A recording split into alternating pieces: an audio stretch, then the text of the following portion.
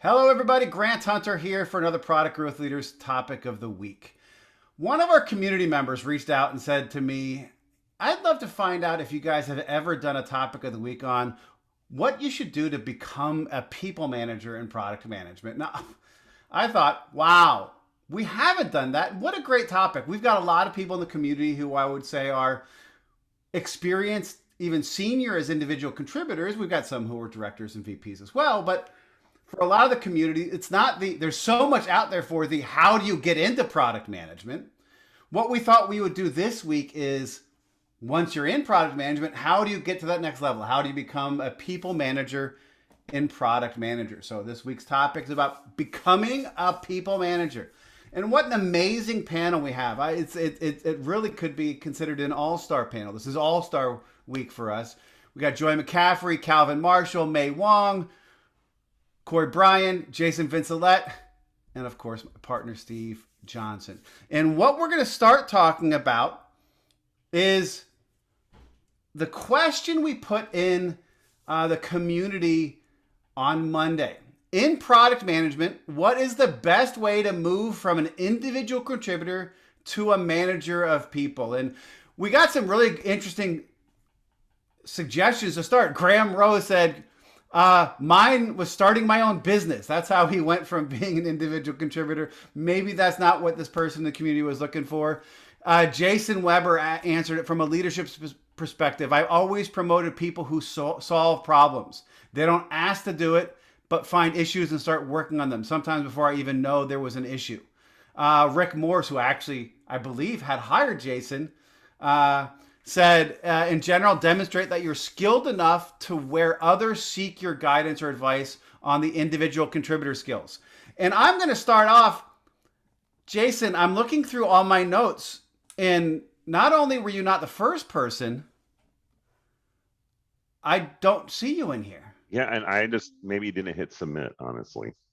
Oh, yeah. Is But that I what wasn't it the is? first, but I'm looking through too. I was like, what was my answer? And I know I answered it, but I didn't hit So, submit. well, now you can do that. What's Okay. the best way to move from Hold on, individual I'll type contributor? it up and hit submit. So I actually had so I run a group called Products and Pints, and we met on Wednesday night and actually talked about this very subject because some of the members have appeared on your show, Grant. Yes, And they have. so Some of them are regulars. yeah, so we talked about the question a little bit, and so that was interesting. And after reflecting on what they were talking about, I would say it's a miss. We agree that it's a misnomer to consider it a promotion to be a people manager as a product manager. It's just another path. And so I would say that the best way to get started to become a manager of people is to make it known that that's the path you want to be on. I I like that. Actually, Robert Goldberg, who was used to be an all-star contributor, but has been very busy of the past year or so, said you first need to recognize that some employees may want to stay as individual contributors, and there needs to be a promotion path for them. And I've seen some companies use the concept of a product lead, so you become a skilled contributor, may get more responsibility, but nobody reporting to you. Sometimes they go into a platform type role. Right. So Yeah. I like that. Awesome. What else once you do that, were there any other thoughts? And I wish we had that whole group. We could have had a sub meeting. We could have. Yeah, I think what I ended up typing on Monday morning was show that you are a teacher and that you're interested in raising the level of your peers through guidance and collaboration. And then that is kind of indicative of a good leader and possibly a good manager as well. I love that. May Wong, you came in and actually put together a whole roadmap. You have a blueprint that you worked together with your current manager. Yeah. So talk to me about that. So your path, because you're in the path to do this. Yes. So I've never been a formal people manager, but like in a sense, I've always led teams that never reported into me. Um, Actually not as a product manager, but as literally everything else. Um, so I think it's most important that you want to be one. Like it's really important to want to be a people manager. Oftentimes, companies promote senior PMs or equivalents to a manager role, and they don't want to be here, and in by extension, the entire team suffers. So if you want to be one, if you want to stay at your current company and want to do that there, like figure out what is it going to take for you to get to that level. And then also like it's important to be a little bit more introspective and understand like what are the skills that you're lacking in order to be a successful people manager.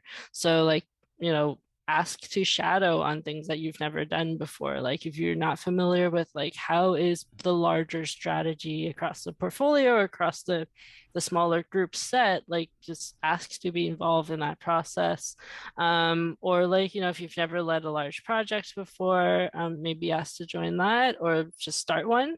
And identify what it is that you've never done before and do more, right? And the more you are seen in the eye, especially in a larger organization, the more other people see you, the more likely it is that you'll be successful as a people manager slash product leader. And I want to lean into something that we sort of talked about at the beginning. Deepro Basu had come in after you and said, you know, trust and seek your coaching and mentorship guidance.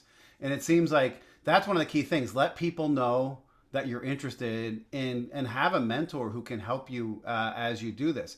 A couple things you said really resonated with me. One was, boy, it's not just a product management thing, right? How often have you seen a great sales individual contributor get promoted to a leadership role and they stink at the leadership role and you've lost them as a salesperson? Same can be said for development leads, right? And so I think that's a critical thing to think about is that doing it. And then for the, you know, talking with people and the mentorship, I was a director of product management. I had people reporting to me, but I had a job offer to leave and they were trying to get me to stay. And I went to the head of HR for my division. I said, let me be honest. If I stay here in this director role, and if my boss leaves in a year and a half, 2 years, would I be considered for the promotion to the senior vice president, senior vice president of products? She goes, probably not. I said, if I go take this other job with a VP title at a big company, would I be considered for it? She goes, yes, you would. And so sometimes you have to have those honest conversations. And sometimes, you know, whether it's HR or whether it's a mentor, and I think having a mentor who supports you. Actually, the president of the division tried to stop it as well. And he wasn't successful, but I had a chance to go back and do more projects with him afterwards because of the relationship we built. So I love the idea of mentorship and putting a plan in place. I love, and it resonating with what Jason said, Robert Goldberg had put in there, and what you just said. Some people don't want that role, and we need to make sure of that. And some people want that role and probably aren't going to be good at it. But we need to be able to separate the wheat from the chaff and figure that type of stuff out. I think it's also important to, like, when you're having these conversations, to make sure that the person you're talking to is actually going to help you along the way. If your gut feeling says maybe it's best to build up your own skill set and find someone who will help you. Yeah, I completely and totally agree. For me, it was sort of doing that special, I think sort of what Jason Weber had said, that special project. I was brought in as a director of marketing as an individual contributor. I quickly realized that we didn't have any knowledge of what's going on in the market and what people thought or needed or wanted. So I started doing those interviews, and I ended up writing the strategy for the division from doing that. And then that's when they said, ooh, you should become our director of product management for this team, right? That's how I sort of got into it, because as I took that project on, because nobody was doing it, and I needed to figure it out to do the marketing job. Paul Hatala came with our first ever all of the above answer in the open-ended question. Paul said that He aligns closely with Graham with a possible addition of sticking around long enough at a bad company until you become a manager by attrition. I don't know if that's the best way to do it. The best guidance for subordinate, he argues with Jason Weber, right? Do the special project. And he also agreed with Depro on the mentorship, and that's where his all above came. Then Cory said the best way is to demonstrate a consistent and reliable pattern of leading a group of team to progress or success. Talk to me about that, Cory. Yeah, so I answered the question, but I agree more wholeheartedly with what Jason and May said, which is it's a different job. The job that you're looking to do as a people manager is a different job than the product manager's job. And if you think that that's not true, I believe you're wrong, because your job then as a people leader, as a people manager, is to help other people get better in their careers and find success. Your job is not to tell them what to do or to be the highest paid person's opinion. Your job is to help others be more successful in their career. Ideally, you set the environment for that to happen by conversations and setups and structures and things like that. But your job is no longer interviewing customers and coming up with strategies. That's now the product manager's job that you're trusting others to do. Yeah, completely. I was hired in as a VP of product, and the CEO was the founder, and I hired a product manager, and I wanted the product manager out doing those the interviews, but the CEO wanted to keep going on them. So I'm like, okay, you CEO can go with, at least my product manager's doing it, right? And they're leading that type of stuff and getting that input. One of our clients actually has a group product director, a group director, some title, which is an individual contributor who is more the strategy for a market segment, and a director of product management who is a team leader more. So it's interesting to see how people are sort of separating those two: strategy as its own individual contributor and a manager or a director who has a team. Yeah. I want to jump in on. I want to agree with Cory, which I don't often do. When you become, I think it's really truly insightful that when you become a people manager, your product is the people. It's not the product anymore. And yet what I do see is many VPs of product management are in fact the product managers. And they have reporting to them secretaries that are called product managers. They say, hello, factory worker, type this up for me and put it in Jira. So anyway, I just want to agree with Cory's point that people management is what, when you're a people manager, people are your product. And you need to empower them to do so. I became the head of marketing through a political coup. And I went from having 0 people to 12 people in 24 hours. And the reason that occurred was because I had been showing leadership previously, that I was the only logical person to take the spot. And I think there's an awful lot to walking the walk before you have the job, being the people already go to for advice, showing that you are thinking about grooming and mentoring people.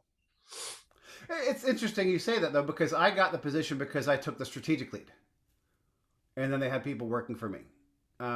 In that case, it was I was doing the strategy for the group in the division while I had product managers who had specific products. I had sort of a portfolio, and then I had people. So I was doing the strategy for the portfolio and product managers for the point products in that. Steve, how much do you think that the fact that product managers get a lot of experience doing cross-functional leadership and working across, do those soft skills help product managers position themselves better? Or is it because every product manager has those skills, once you're in the product management world, that almost becomes table stakes?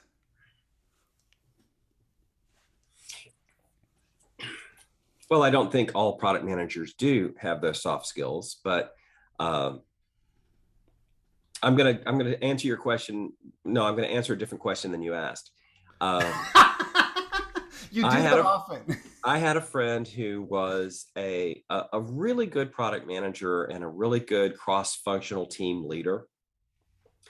And she was asked to run marketing. And she said, okay, I know how to groom people. I know how to grow people. Cool. So she ran marketing for 18 months. And then the president said, oh, we're having a disaster over in professional services. Can you go run that?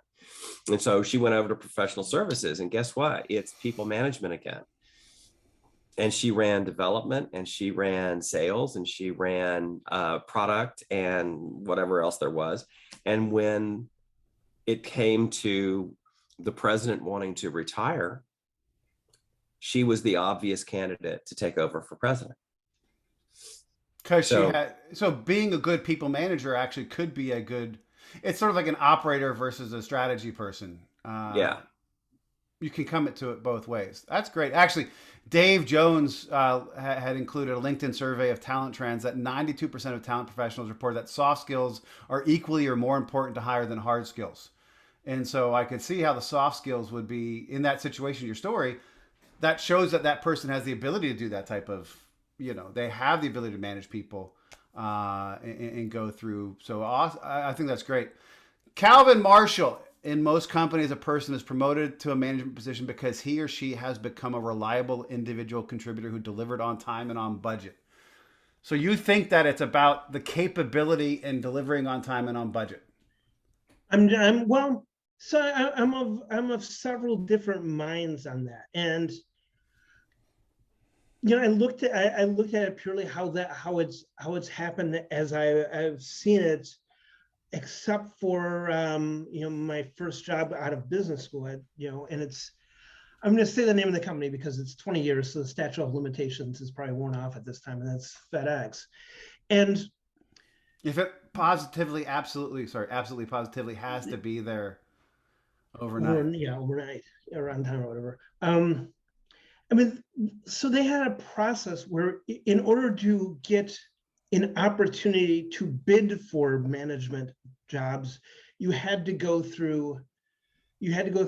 a class, you had to go through training, you had to then get passed by a board of current managers to bid on those opportunities. And along the way, once you became that manager, you were taught how to become a manager. So going back to what Cory said, it's a different job with a different skill set. And so to go back to what I've seen outside of FedEx is people that are strong individual contributors ended up getting promoted without the skill set, but they've taken on special high visibility types of projects that give them the opportunity to show what they can do as an individual contributor that don't necessarily lend themselves to the job that they're moving into, which is the management job. But yeah, going back to your question, the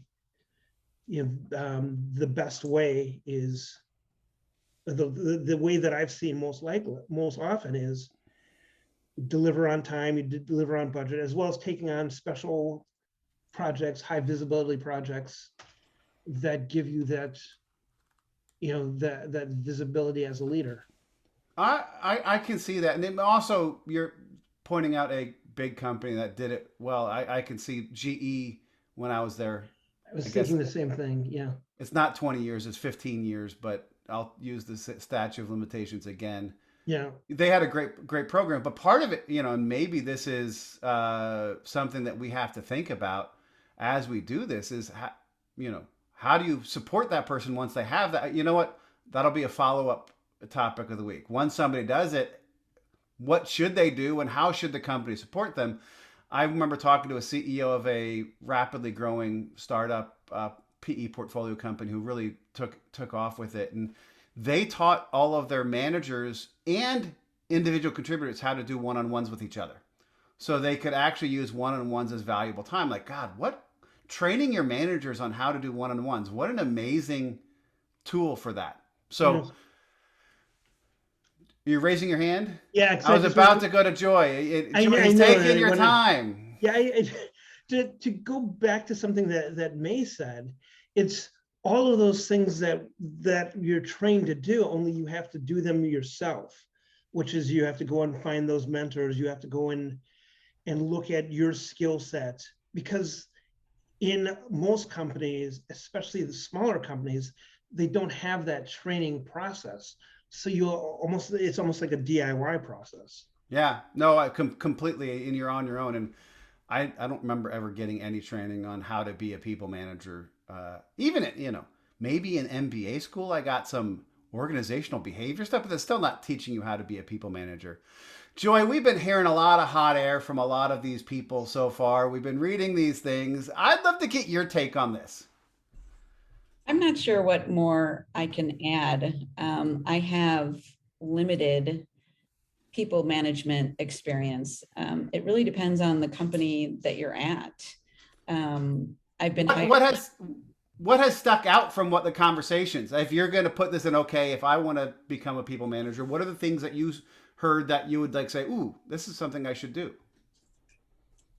I would say it depends on the company, because not all companies have other, opportunities. Like you mentioned, that some companies have higher level of seniority for individual contributors, and that's great. And some companies, if you want to get promoted, you have to become a people manager, because there are no other options. And then you're no longer a product manager, which is maybe something you love, which is why you've been doing it, but you want to make more money and you want more responsibility, so you have to manage people. So in that case, maybe you, as somebody else said, you just have to find another job. I think it's unfortunate, but I agree with so many other comments. It's do it yourself. Find your own mentor, find somebody that can help you, find that you can learn from, find somebody that you can emulate, and make it known that this is what you want. It's unfortunate you have to make it kind of part of your job. You're managing people and you're managing your career growth. Yeah, it's tough. And again, you echoed that whole concept of maybe there needs to be a path for the individual contributor to be able to do that. It also made me think about, there's research that shows that only like 21% of product organizations are clearly, or product managers are only clearly defined in like 21% of organizations. How hard is it? I mean, if the organizations aren't clearly defined, how can you even do, figure out paths in that type of stuff? I know the product ops group has talked about that as something to talk about in people is pathing and that type of stuff. And maybe it's something that product management as a whole, as a practice, needs to be thinking about that, because if we're going to turn product management into a profession, right, like accounting or legal or that type of stuff, maybe we need to, as an industry, as a practice, right, do a better job of thinking of these things and giving those paths and making it more, we're no longer just a neophyte practice, right? We've been doing this stuff for decades. I have a question for Calvin. When you went through that, like the leadership training that's set for all managers across the board, do you feel like it was effective? It got me to think differently about how to lead people. So it forced me to look at leading this, typically as a team of 5 product managers. It just and just how to lead, how to manage a group. And I would think some of the experience as a product manager leading cross-functional teams would help with that, but those are indirect reports versus direct reports, which does make it. I mean, the first time I had to let somebody go was one of the hardest things I ever dealt with, because it was a political decision that wasn't my decision. And sometimes as a people manager, you get faced into those. I'll say people management's a lot harder than the strategy side I love. So, all right. Let's go to our poll. On Thursday, I was late. We asked the question in our day late poll: what is the best thing to do to position yourself to become a people manager in product management? The options were move companies into that role, which some people had suggested. Show leadership with your peers. Actually, let me go so you guys can see better. Demonstrate your skills and competencies. Take on special projects. And other, it depends. This was I was not meaning to vote for move companies into that role. I'm going to take my 5% there and I'm going to put it on special projects. I was opening something up and I must have double clicked it. It clicked on move companies into that role. I would vote for take on special projects because it was me. This sort of goes to the Jason Weber suggestion on Monday. It was taking on that strategic project to figure out this, taking a 90-day approach to figure out what our strategy should be, is what elevated me to a place to get leaders to trust me. Now, it's interesting. We were just meet with a client this week and we were talking about the importance of understanding financial metrics. And maybe I could have put in here, be able to show that you can talk the business, because I find that is an incredibly important thing to do. To show up, to do up. But on these answers, I would have said take on special projects. May, it looks like you agree with me. I did. So I've almost always worked for large companies, and I find that like when you're moving into a product leadership role, people manager role, it is expected that you've made friends with other people and the other teams, so the dev managers, the design managers, or leadership, often are consulted when you're promoting someone from within. So the best way to get that visibility is to take on leadership. You can show leadership by starting a special project, and that's also almost always the easiest way to get a special project. And I find that especially in a larger organization, well, even in a smaller organization, because they're definitely going to be consulted, right? So special projects is the number one way to show off your skill set and your leadership, and that you have what it takes to deal with the hard problems with leading something that's maybe strategic, but also very important, and also has a lot of moving parts of people who don't report into you. All right. That's great. I love that. Much better said than I said. Calvin, how did you vote? You voted for this one as well, right? Yeah, I voted for special projects. You're on mute. I voted for special projects. Talk to me about why. Because those are the types of things that doing things that are outside of your normal job, get you the visibility. Maybe it's working on something with your vice president, working on something that is a CEO pet project. And those are the type of things that if you succeed at, it's high visibility and there's that opportunity to really shine. Awesome. Jason, what'd you vote for? Show leadership with your peers. All right. Is that how you've done it in the past? Yeah, I've never been really good at anything. So, skills and competency weren't really something that anybody cared about from me. But, I'm thinking about the bottom up approach where the people that you will be leading nominate you to lead them. This is very democratic, right? Versus top down where they go, you're really good at this thing. You must be also good at managing people and those kind of things. So in my case, I've always been pushed up for the most part, just because I think has been advocated by my peers.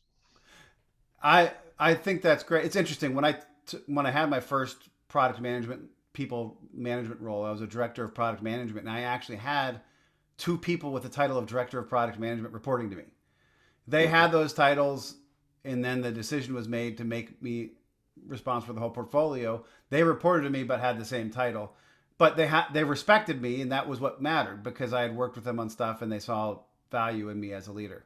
Now it can be challenging, because in that position, I've also, because it's worked, they've tried to get other organizations that I have no experience with to report to me with regards to pre-sales, even IT and operations. And I'm like, no, just because I can manage a group of product managers doesn't mean I can effectively manage a group of something I've never done, and so you should definitely have some competency in that role. But that brings another question is, is there opportunities to be a product management leader where you don't necessarily have a ton of competency in product management, but do in people management? Yeah. Well, to Steve's point earlier, and he had to leave because he had allergy sneezing fit. There are people who have been really successful at being a good people manager and can go to different functions as a people manager and rely on the expertise of the people and the functional expertise of their lieutenants. I think that's it's a possible thing. Cory, you said you picked demonstrate your skills. So you're sort of the counter to show your leadership with peers that Jason said.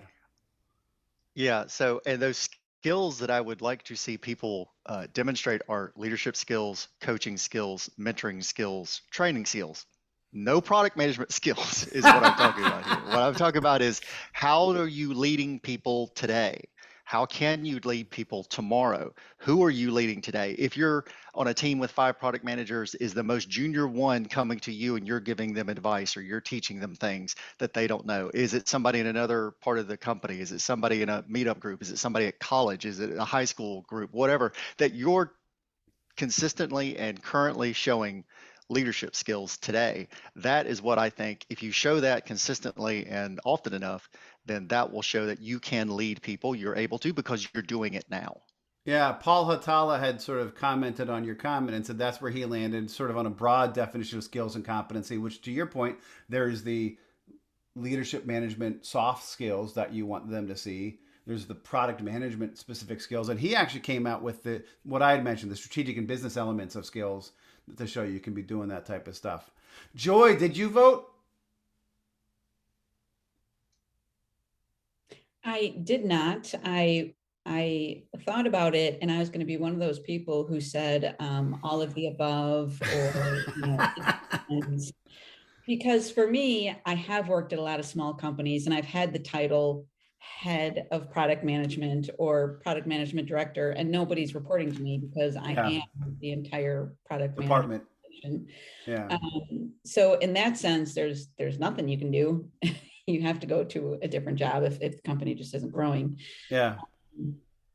In larger companies, though, where there is the opportunities, I think, what's the second one?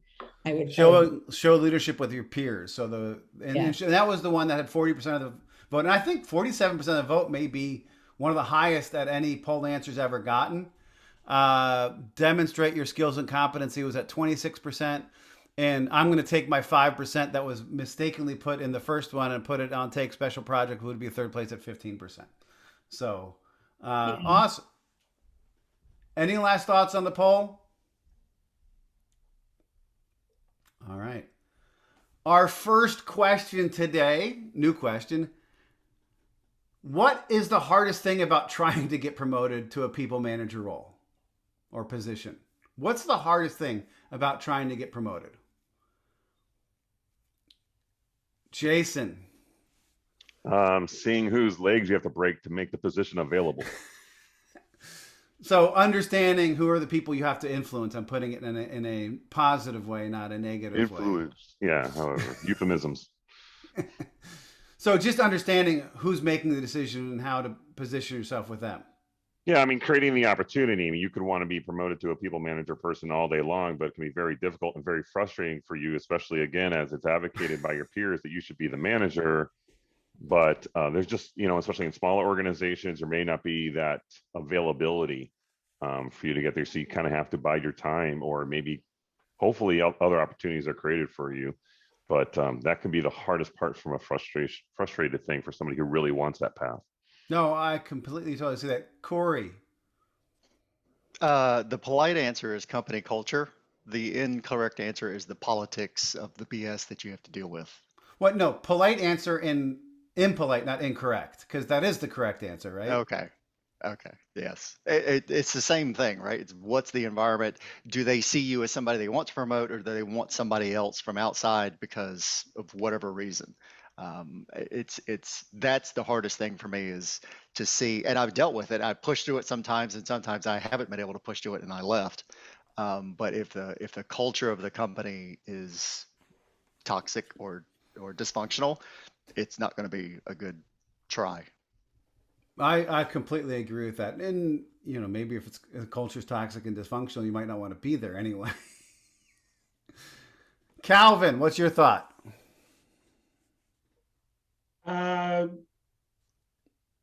You're on mute. No, he's not. Am I still on mute?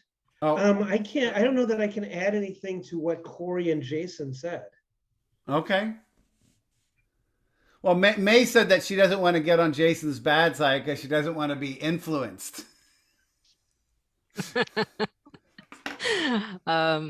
I think the hardest, like on top of like just having that availability to be promoted into that space, it's also understanding why it is that you would want to be promoted in that space, right? So usually when people say I want to be a people manager, it's like, are they doing it for the, like coming back to Calvin's earlier point, really, do they really want to be promoted? Are they doing it because they see it as a promotion, as a way to, like, you know, maybe increase their income or do something different, or is it because they see a lot of opportunity within to grow into that opportunity? And I feel like identifying that core motivation, because if it's just the title or the money that you care about, like you could get it somewhere else, right? Like going back to the poll, it's like, you know, it's one of the options, and it's a very obvious option for a lot of people because openings internally are often few and far between. But if your motivation is like, things are really broken here, I see that there is a very real way for me to fix it if I enter a people management position, then that's different, right? And you can use it as a way to start a special project to kind of wedge your way into that position. Or maybe it's like there's an untapped sector and we're ready to grow, and you want to just start out in that direction and then grow your team that way. I mean, it's another option, right? But really understanding why it is that you think it would be a great place to go. No, I like that. But your answer actually made me think about, and we've talked about this multiple times, career pathing, and how, you know, if the hardest thing about trying to get promoted to a people manager is it's the only option you have to get promoted, and there's not an individual, you know, there's not a lead or whatever role that you could be promoted into to show that you're doing great at your job and still stay an individual contributor. You know, for me, my experience with this has more been as a hirer, the person, the hiring manager. And what I saw was what was hard was the politics of it, right? Seeing peers jockeying with each other. I can't imagine for them, you know, it changes your behavior when you're going in internal posting where internal candidates going for it. It changes the behavior, and that was hard for me to deal with as a hiring manager. And but also was a judgment for me, right? Look at the character of who they are, and who are the people who started playing games versus who are the people who didn't. Joy, your thoughts? Part of me definitely agrees with Cory and you, Grant, about the politics. Mm-hmm. But I'm also, the more I'm thinking about it, one of the hardest things might be for some people is to go out of their comfort zone in trying to promote themselves or find the mentor or find somebody to emulate, because they're a product manager and they're experts at that. And they are good coaches and good mentors. But then when it comes to like proving that maybe to the hiring manager that may not see that, that's a difficult part, is the self-promotion. Yeah, I can see that being very difficult, especially for somebody who may be introverted or more modest about that, because that just goes against your character. And sometimes it's needed, which almost is like the counter to my, you know, the rivalry between peers who might be going for the same thing. And that's a place where I almost would take the non-promotion, self-promotion as an asset, but you know, different managers are different.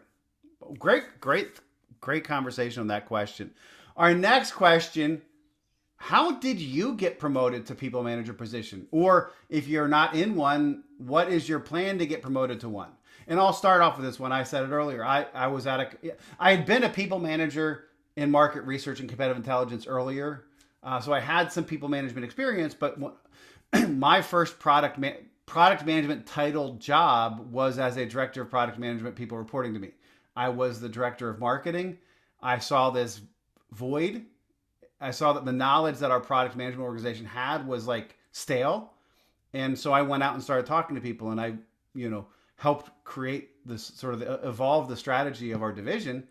And once I did that, they said, "Ooh, we should have you as a running this portfolio." We had 2 product sets, run one of the product sets. And so my first job, it was because I did that special project, because it was more the strategy side. But, luckily I wasn't terrible at the people management side. And then I got promoted. I had 3 people reporting to me there. I got reported to having 3 direct reports with 18 people reporting to them, with another 40 indirectly reporting sales and inside sales, which was also very interesting. But that was the go to the other company thing to get the next promotion. Cory. So the 2 times that this has happened where I've been in a position and I got promoted within the company, the first time was because nobody else wanted the job. Somebody quit or got fired. Somebody else got hired, was there for 3 days and then quit. And I said, you know what? I will do this. I will take the slings and arrow. I will help the group, because I've been part of that group for 5 years. So sort of like Paul Atala's attrition.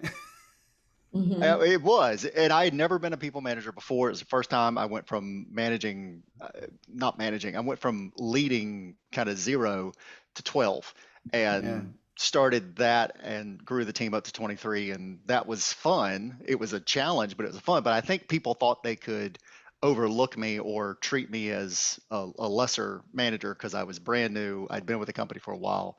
But that's how I got that first job. The second time it happened was at a different company.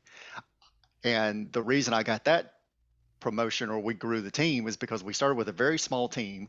We kicked ass. We delivered a lot of value in a short amount of time, and they said, do more. And we said, okay, great. We need to hire more people because I can't do all of it. We need some other people to do it. And that's when I got to hire another 5 product managers to lead that group. Awesome. That's great. Have you been hired into a people leadership role, not as a promotion? Yes, there have been times where, so there's 2 roles that I've had where I promoted from either contributor or small contributor and then got up to people leadership. The majority of roles that I've been hired in the last 10 years or so have been, you come in as a director or senior leader and there's 3 or 4 people already here, lead them. So okay, that was a direct hire. Awesome. Calvin, you talked a little bit about it at FedEx. Talk a little more. Okay. Well, I mean, I got once I'd gone through that leadership process, and then I had to wait for an opportunity. Once I got approved, I had to wait for an opportunity to come up. I just kept doing special types of projects, high visibility projects, and then got an opportunity that way. It's interesting to me that sort of the irony that special projects is the way we're saying a lot of ways to get into that leadership role, and special projects are also the way a lot of leaders get offloaded. Mhm. They become the VP of special projects and they sort of drift away. Well, it's one thing to get promoted to the VP of the special projects. It's another thing. Yeah, true. Very, very true. Yeah. So yeah, just the opportunity to work on projects that were high visibility. Awesome. I think the second time is just I just end up leaving a company and getting a director opportunity. Cool. Jason. So different ways throughout my career, but one was similar to like Cory. So, through a huge acquisition, everybody kind of left and I was stuck with it. So that was probably one of my first corporate ones. But then just through proving that you can lead and manage, then assuming other responsibility with other divisions and such. So that was probably, getting stuck with it, which was how I became a people manager. And then other places was really just, showing that you can collaborate and work with people, and, show that your attitude is to raise up everybody else. And we talk about the politics here. And I think special projects is a way to get visibility, to raise yourself, and typically happens more with men than women. Yep. All the time.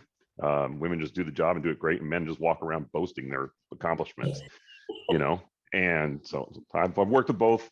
Doesn't matter. And I think that's probably why special projects are there, because it's a visible special project. You get visibility. In other cases, you have to walk around and tell everybody what you did. That's great all the time to get that visibility. And it's unfortunate you kind of have to do that boasting unless through maybe a 360 review process or something happens within your company culture and the way they do their HR, where that is an opportunity that can come to you. But so in some cases, a special project would have also, I think it's a combination, special projects, working with people, and sometimes you just get stuck with it. Yeah, you just made me realize my first time as a people manager was I was hired into a company, and it was because I had a really good skill set in market research and competitive intelligence, and so I was brought to build a team, sort of using my methodology. So we haven't talked a lot about that skills and capabilities, but that did help me in that one. But I think to get that without people management experience, it has to be very, very niche and specific in that type of stuff. Joy, how about yourself? You said you've had some experience. And potentially you may want to again in the future. How did you get it, or what's your plan to get it in the future? So I do have some management experience, although I have been in product management a long time. So some of that management experience was a while ago. Yeah. And one thing that has happened to me is I did interview internally for a promotion to manage people, and didn't get it. And it was told I didn't get it because I did not have enough people management experience or hiring and recruiting, and it was a growing company. So my response was, how do I get that experience if I don't get that experience? How, moving forward, if another job opens up as we grow, how do I overcome that? So it's a plan that, you have to work on. So what can I do? Is it a special project? Is it, I don't know, managing interns? Is it sitting in on interviews? Is it helping other departments? I mean, what can we do? How can I show progression? How can you see that? And, is there other training? We have a stipend. Is there something else that I can do? It's kind of pushing it back on the hiring manager and saying, so how can I gain the experience that you're looking for?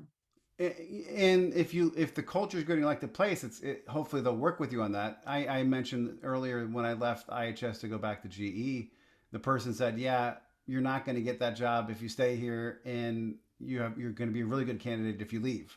And so at some point, those decisions have to be made. How about you, May?